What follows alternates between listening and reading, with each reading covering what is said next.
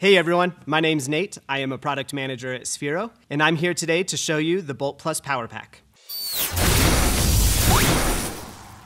Now, when you open up your Bolt Plus Power Pack, you're going to be met with 15 Bolt Plus robots and their charging cradles. There's an Educator guide that's tucked away in the lid, and when you open up the accessory compartment, you will find protractors, turbo covers, challenge cards and stickers, maze tape, and then the power supply to power your Bolt Plus Power Pack. And on the lid of the accessory compartment, you'll see there's a QR code that will take you to Sphero Central. That is our hub for all of your resources for being able to get the most out of Bolt Plus. So when you first get your Power Pack, you need to get those robots charged up so they're ready for classroom use. Let's plug it in by using the barrel plug on the back side of the Power Pack. Once you plug it in, you will notice that lights start to begin to illuminate on the robots. There is a blue LED charging indicator to let you know that the robot is charging inside of its cradle. If you don't see that blue charging indicator, you're going to want to just resettle that robot in the cradle so that it turns on. That's how you know your robot is charging. There are a few other LED indicators that you'll notice as well. When you first put it in the cradle, you'll notice a ring of lights that turn on. Those ring of lights are also a visual indicator of the battery level of your robot. Now that you have your Bolt Plus robots charging, when you see that blue light indicator turn off and the cradle light turns purple, your robot is fully charged. Now at the end of the day, or when your robots are done charging, you can go ahead and unplug your Power Pack. The screen will turn on for about 30 seconds, but the robots will turn themselves off and they will be ready to go for you the next time you're ready to use them. Now that you've seen what's inside of the Bolt Plus Power Pack, let's talk about the Bolt Plus robot itself.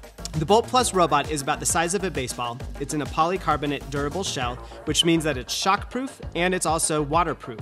Now on the top of the robot, you'll see the vivid LCD display. Around the circuit board is a ring of LED lights that you can program.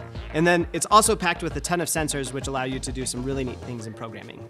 Now, if your robot's turned off, the lights are off and the screen's off, just give it a little bit of a shake to wake it up. The screen will display an animation and then it will rotate between the battery level and the robot ID. All right, and once your robot is turned on, you're going to go into the Sphero EDU app to connect. You'll click on the connect icon in the upper right-hand corner and your robot will be listed. Once you're connected, your robot screen will turn on and your LEDs will turn the color that you have set in your iPad. Now, we love the new display on the Bolt Plus robot, and we know that you will too. There's a lot you can do with it in the drive screen by changing the different images or animations that are available.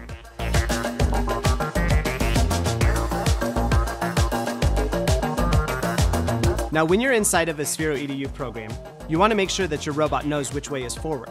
To do that, you need to aim it. There are two ways to aim inside the Sphero EDU app.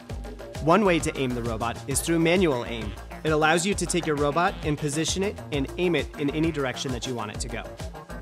Alternatively, you can go into the aim icon inside the app and use the software version to aim the robot like our previous robots. When you and your students are done programming, you can disconnect from the robot by using the robot screen here on the app and click disconnect.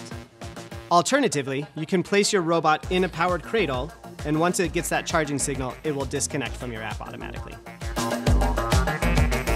When you're ready to get programming with your kids and you need to pass out the robots, have the kids form a line, take a robot, shake it to wake it up, and connect. In the accessory compartment are the challenge cards, and those challenge cards go hand in hand with the Educator guide. The challenge cards are for your students to complete, but the Educator guide is going to guide you on the implementation of those challenge cards so that you know what your students are experiencing as they go through those challenge cards.